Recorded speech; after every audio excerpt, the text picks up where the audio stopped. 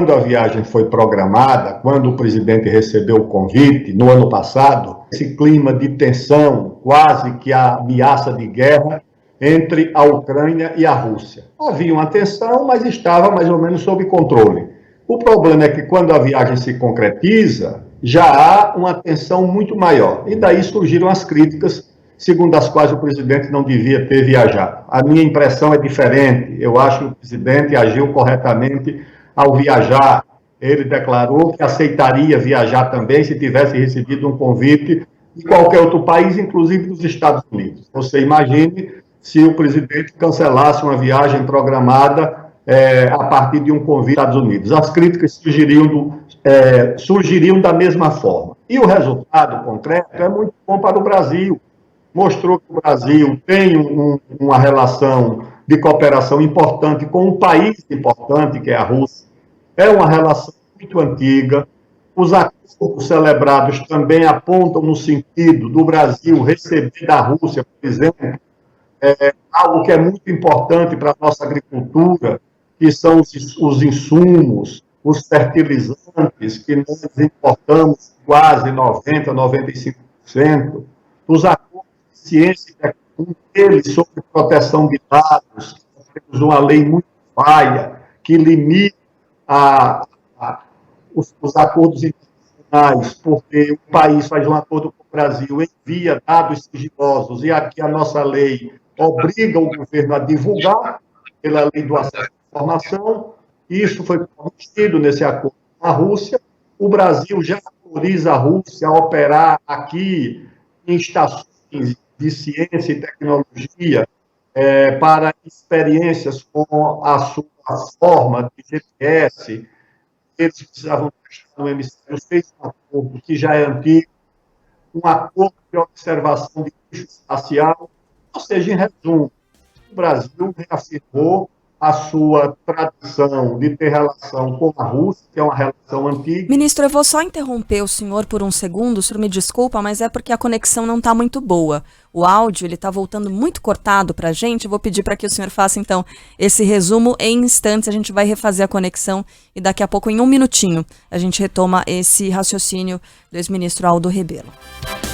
O Prazão Mensal da Claro tem tudo o que você espera e até o que você não espera. De internet para ficar conectado o mês todo. WhatsApp ilimitado para mandar foto, áudio, vídeo e até para fazer ligações e videochamadas sem descontar nada da internet. Para aprender e estudar, tem Claro Cursos e Descomplica sem pagar nada a mais e sem descontar da internet. Tudo isso com a internet móvel mais rápida do Brasil. Não fique sem internet. Vem ser Prazão. Claro, você merece o novo. Está na hora de você virar um jogo. Com a Embracon, agora você pode mais. Carro ou casa? Com consórcio tá na mão. Sua casa em até 240 meses. De cooperação. O Brasil faria essa viagem para qualquer outro país, desde que houvesse o mesmo convite. O Brasil, quando acertou a viagem, não havia esse ambiente quase que de guerra entre a Ucrânia e a Rússia. O ambiente era outro quando a viagem foi confirmada. E acho que o resultado é muito positivo para o Brasil. Mostra que o Brasil não é um país tão isolado no mundo, corrige erros da própria diplomacia do atual governo, que conduziu com o ministro Ernesto Araújo o Brasil para um gueto, para o isolamento. O Brasil estava brigado com o mundo, brigado com os vizinhos. E eu acho que agora o Itamaraty começa a refazer as pontes e refaz a partir de uma relação com um país muito importante. Nós acertamos acordos comerciais de fornecimento de insumos e fertilizantes para a nossa agricultura, que nós somos dependentes da importação desses insumos. Nós renovamos uma de dados importante, porque a nossa lei de proteção de dados é muito falha. Os países se negam a fornecer dados sigilosos ao Brasil, porque a nossa lei obriga o governo a divulgar esses dados, e muitas vezes os países, por exemplo, na questão de fornecimento de tecnologia militar, de armamentos, eles querem que isso seja mantido em sigilo, qualquer país do mundo, inclusive os Estados Unidos também. Nós já temos acordo de cooperação científica, de observação espacial com a Rússia. Quando o nosso foguete sofreu aquele acidente em 2004, o comandante do Brasil estava na Rússia e já celebrou um acordo de cooperação para ajudar a esclarecer as razões daquele sinistro. Então, em resumo, eu acho que foi uma viagem positiva, abriu horizontes para o Brasil, retomou uma diplomacia aberta e ampla, que não é a diplomacia ideológica do Brasil se relacionar com o país a partir da ideologia dos seus governos.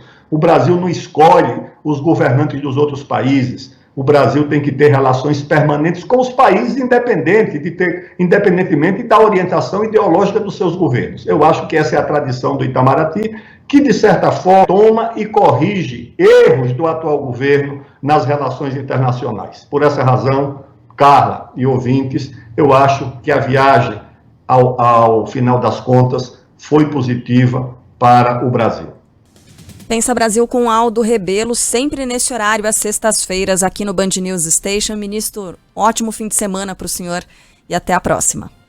A você, até breve. Até mais.